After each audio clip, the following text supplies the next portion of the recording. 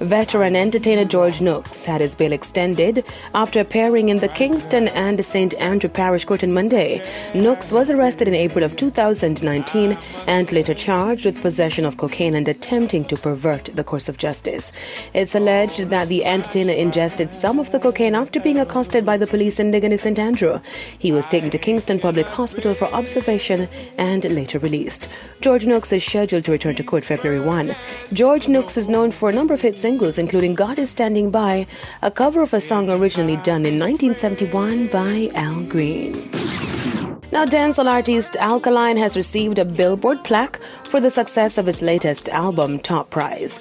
The album was released in May of 2021 and peaked at number 2 on the Billboard Reggae Albums chart just 2 weeks after its debut. Alkaline's manager shared the exciting news with fans on social media while thanking them for the tremendous support. Top Prize features 14 songs with hits like Ocean Wave, Hostage, More Life, among others.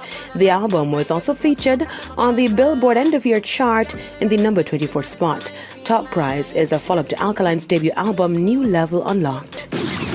Barbadian singer, fashion mogul and businesswoman Rihanna's 6-year-old album Auntie has re-entered the Billboard 200 chart.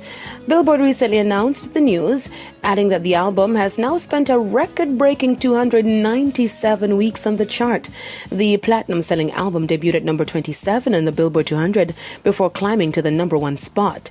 Auntie has also been named among the greatest albums of 2010 by Rolling Stones and is listed among Billboard's 100 greatest albums of all time. In the meantime, Rihanna has confirmed that she will be launching storefronts for her lingerie brand Savage X Fenty in 5 major cities in the U.S., including Las Vegas, Los Angeles, Houston, Philadelphia, and Washington, D.C. The first store is set to be launched in Las Vegas later this month. I am Deidre Gordon reporting for ePrime.